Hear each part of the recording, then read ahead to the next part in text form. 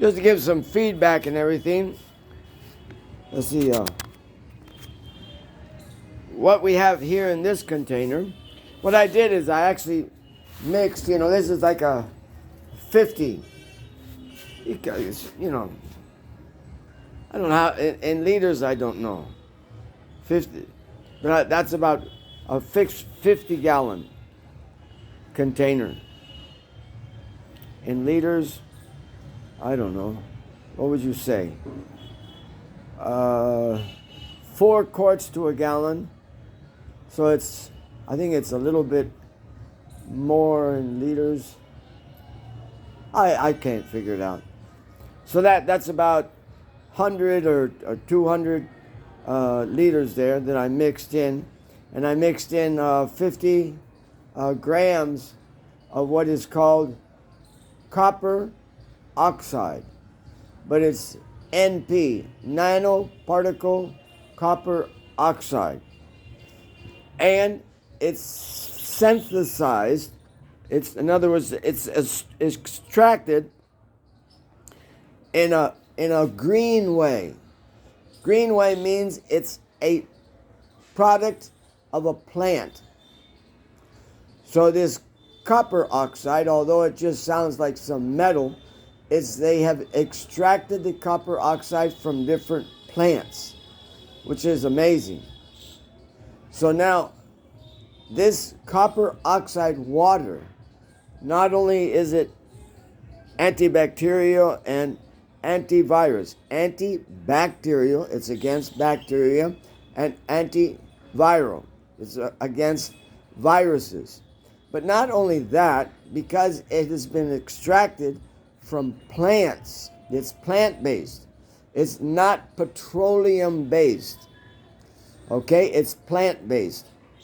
Now, anybody knows that I'm really not making a difference because I know petroleum is produced by plants, but it's just a degrading process. But this has not gone through that degrading process. This is fresh plants and has been extracted in that way. So this is not just nourishing for myself, but it's also nourishing for the plants. And of course, right now, because the producers, one of the biggest producers of urea, the plant was bombed and it's gone. So the ability to get your urea for fertilizer is gone. So this is a natural fertilizer. So I want to bring this to the attention to the farmers in this area. You'll have to give me some direction to get the help, because everything needs a precaution. If I am careless and I just inhale or some droplets of this come into my body, it causes leaching. But any copper will cause leaching if it's done, in the wrong way. So this I cannot. In the it looks like some like dark brown powder or even a black powder. Mine was black powder, and it's easy to go in the air, and if that is ingested, it causes leaching, and leaching means that the body can't understand what it is, so it allows it to stay until it can figure out. So what it does, it deposits itself in the stomach and the liver area, and can cause a lot of damage. So what is this damage that they're talking about? It's increase in EMF. Now, increase in EMF is just increase in electricity. So if I grab a hold of, these are all logical things. If I grab a hold of an electric wire, I'm going to have an increase in electricity, and it'll cause damage. So also, this plant-based copper oxide, if it is not diluted in the right proportion, then it'll cause some damage, which is not surprising. It'll be too strong. So they have warned about, putting this too concentrated, but this is not too concentrated. I'm doing the mathematics as I'm standing here. My 100 grams, 100 grams, I only put 50-gram package in this, but my 100 grams was to be diluted in a 5-liter container like that one. My 50 grams diluted in a 5-liter container, and I had to dissolve it, as best that I could by heating the water and also adding some salt, so I could really dilute it and have it suspended in the solution. So 10 liter goes with 100 grams. So that is pretty safe. 10 liters with 100 grams. So what I did here, this isn't a 10-liter container. Whatever, it has no marking of what quantity. But these are always called 50-gallon containers. And I filled it up until it was about half. So I'm assured that this container will have the solution diluted plenty enough to be safe. So I'm in a safe position. So what I'll do is I'll take this water, and instead of just dumping it out, every day I'm just taking some of my cloth and throwing it in there, and letting it absorb that copper oxide. Because on my body, I want to wear something that protects me. And this, no one is going to just totally reject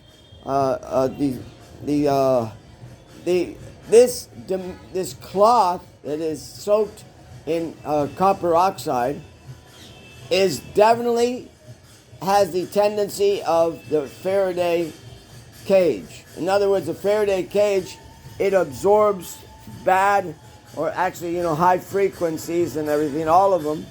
This is EMF that is going to disturb my body. So it's always coming back to this EMF. So the frequencies that they're emitting, high frequencies that are not normal human frequencies, those frequencies will have damage in me. And then my cloth has the propensity to be able to block a lot of it. I'm not blocking it totally, but I know it's blocking a lot and stopping it from having adverse reaction within my body. So after I do my cloth, I don't want to throw it away or anything like that.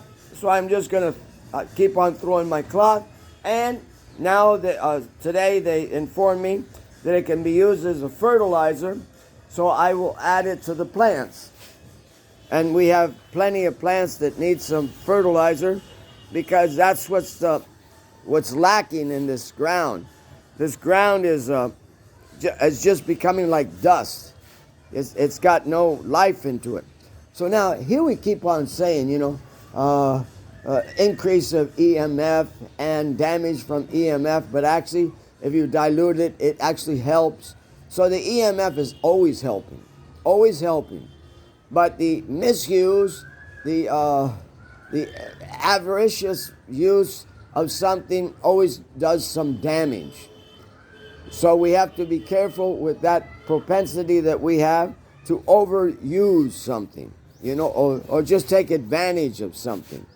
And my Tulsis definitely, they made it through the winter, and that was a hard one, but they made it through the winter. Yeah, and plants love this, because plants, you can say, don't see But when I touch and let them know that I'm here, I'm moving them like a wind. The wind, what it does, is like really good for them because it makes them work harder.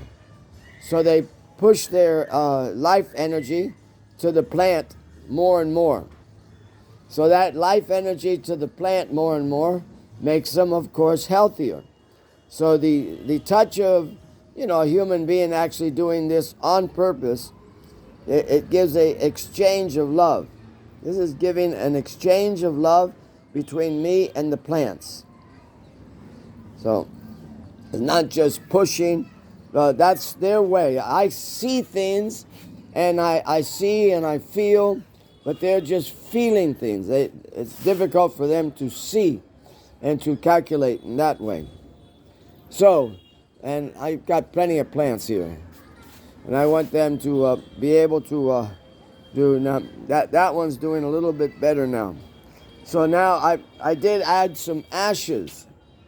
These are ashes mostly from wood, because the people are not so much cooking with gobar because the rain and everything and other factors.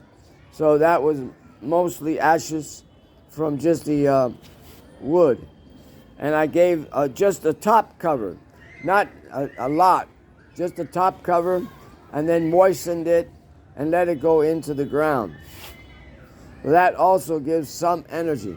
But this copper oxide should be a really knockout in helping them survive all this. Yeah. My little neem tree, I'm really missing it, but I can see that it's growing some nice red leaves up there. But to help it out, it's better that I trim it down, and then it comes out even fuller. I'll trim it down, and it'll come fuller. It'll produce even more leaves. And those snake plants, many people claim they give oxygen, and others say that no, they don't give oxygen. But let's just leave it like that. At least they're plants, and we're taking care of them. And the aloe vera, of course, is essential. The aloe vera is essential, especially for the skin. Okay. Yeah.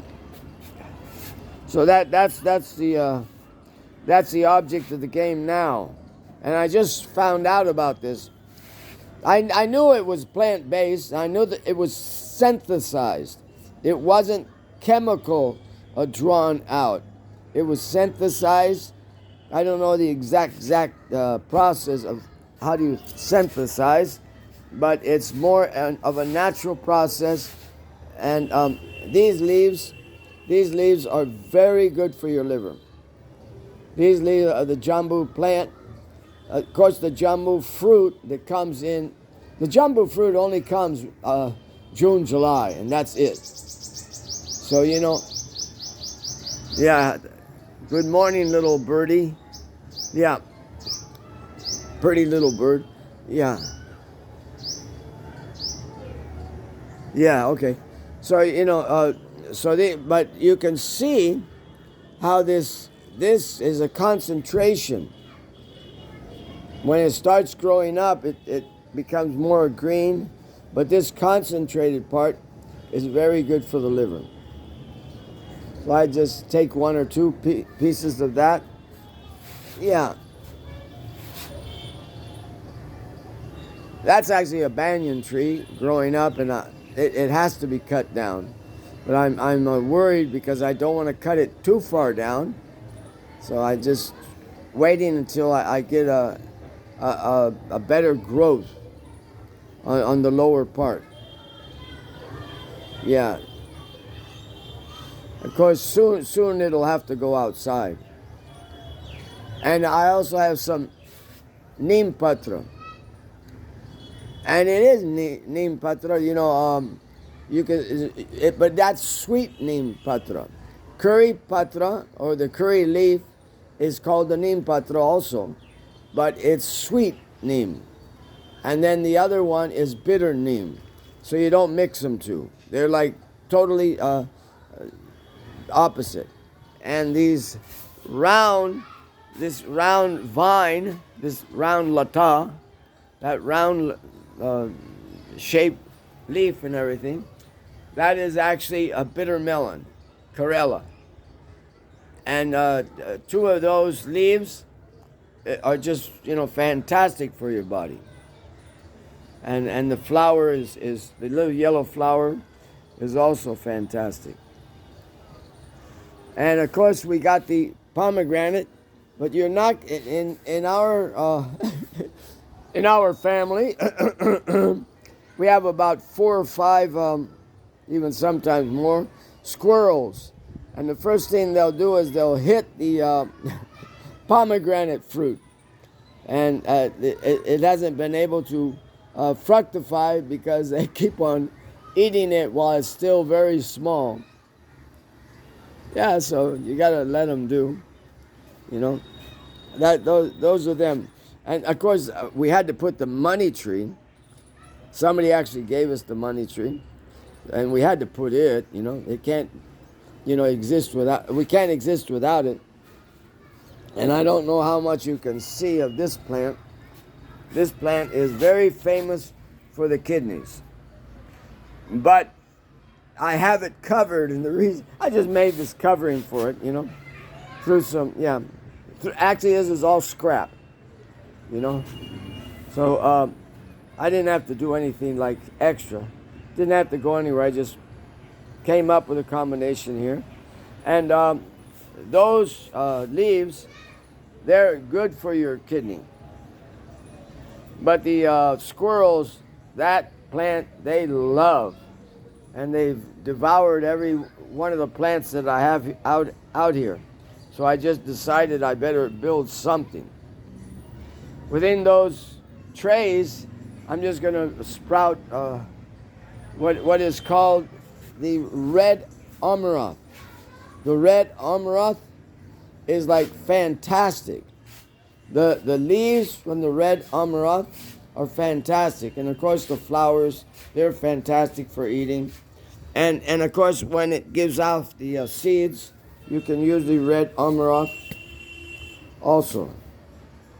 This is whole amaranth, and this is the red type amaranth. So there's different types of amaranth, and they're very well known, mostly in Mexico. They're very praised in Mexico. Yeah. Okay. That's like the rundown. So, a Pariajit flower. This Pariajit flower, let's see if I can get it on here. Yeah. That Pariajit flower, it's having such a time. When I planted it, they said in 7 days it should sprout. And it took more than a month to even sprout. And now it's just coming up, just barely coming up. Very, very, and in other words, I'm trying to get to it. The thing is the lack of EMF. The overuse of EMF does damage, because anytime you become what you would call a capacitor, a capacitor, its function is to collect electricity and then to give it in a higher dose. A capacitor. You'll see capacitors on fans and things like that, because you want that little white thing right up there. That's a capacitor. And then it collects electricity, and then it gives it in a dose, and that electricity makes the fan go faster. So, and if you really want to make them, you put about 40,000 of them together, you put them on a satellite, and you can strike Maui and create fires. Yeah. That's called DEM, destructive energy, or directed energy, mechanism. So they had directed energy mechanism shooting at Maui, and creating fires. And in other places too. They're creating fires by this, just by capacitor. Putting a lot of them together. So you can see that it's a very powerful little guy.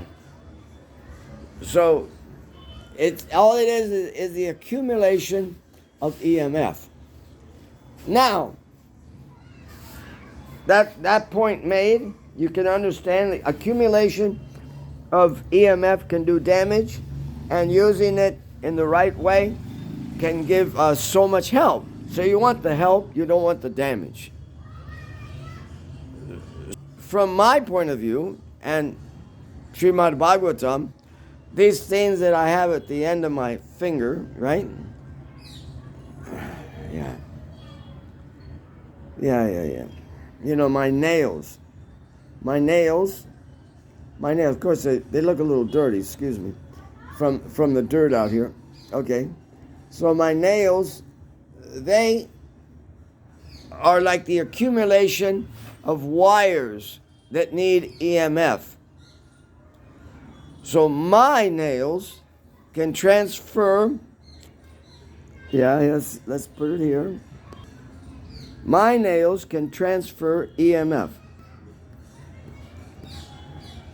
And just like the carbon oxide is going to give EMF, it's going to raise the EMF. Let's put it that simply. Let's go back. You don't need to know all the chemical reactions. It's going to increase the EMF in that dirt. In other words, it's looked at as something impersonal that has nothing to do with a personality. But the nails of Vishnu are the birthplace of EMF. The electric impulse is coming from the nails. And the more that you do it in a certain way, you're putting EMF within your body. But of course you have to have high level of EMF. The more high level that EMF you have, and it has to be yours. Someone else cannot do this. Their EMF has a personal relationship with someone. Let's put it that way. It has a personal relationship with someone, an origin. You know, and you can make marks with your nail, but you cannot draw blood. That's a statement by Radharani to Krishna. He says, okay, you can make marks with your nails, but don't draw blood on my body. So that you don't do. You don't draw blood, but this tapping is waking up, those cells. Yeah, what is it, you know? Those cells that they're hiding. There's cells that are hiding here. What is sperm cells? Whatever. But these cells are the ones that were prominent through your whole body when you were born. And these cells are the ones that helped your body to grow. Stem cells. These stem cells, I'm tapping and I'm thinking, could you please wake up? I'm over age and I would like you to get back to work for a little while more. I don't want you sleeping. So I have enough energy in these bones, my bone marrow, and that's it. That's definitely. One great saint, his bones were used to make the thunderbolt for Indra, so he could kill Rikasura's head, chop Rikasura's head off of his shoulders. Understand? A big demon, and only from, I think it was Dattatreya. Dattatreya, from his austerities, his bones had collected so much EMF. So those stem cells have what is called birth potency. They give birth. They give new birth. Different cells, some cells maintain, some cells give birth, and some cells are destructive, because that's the progress: born, existence, and then disappearance. So they have that function. So this stem cell, I want to get them a little bit awake, and this is a very good way. And of course you do that on the thymus area, because that's the headquarters of your energy, is the headquarters. So now we still haven't gotten to the point where what is this EMF? Is it Vishnu's nails?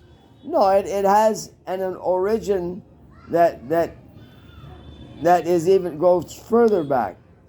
Radha, she transfers this energy to Krishna's fingernails. She is the origin. She is the origin of anything that's motivated. Anything that's motivated. First of all, someone please present to me something that is not motivated. In other words, that's moving. There is nothing that you can think of that's not moving. The electrons moving, the protons moving, the neutrons moving, the rays of the sun are moving. Everything is moving. It's in a motion. So, in Krishna's Leela, the origin is there in a very personal way. Krishna is scratching Radha in some way to, what is it? Why is he doing that? To awaken her prem. He wants to awaken her prem more and more. But he's accumulating it on his fingernails. And then he appears as Mahavishnu, and then Garbhadaksha Vishnu, Kishoradaksha Vishnu, and their nails are the birthplace. But they aren't the originators. The originators of the motivation was Radha. Radha was the originator of the motivation. And Krishna's thinking that I am stimulating Radha's love. No. Her love is stimulated to the max. He is just connecting with Radha's love. He's connecting. He's not motivating. She is the motivator. She is the origin of motivation of anything. And then we are the products, like generation down the line, We aren't any direct anything about it. And in that way, you can make a distinction. There is EMF, and I do want that EMF. And you can grab it from alternating current, but that alternating current is too damaging for human existence, because its frequency is up and down, up and down, up and down, up and down, up and down. And a frequency of my nature is not an extreme up and down. I think in the United States is 60 cycles per second. 60 cycles per second. That means in a minute that there's so many cycles.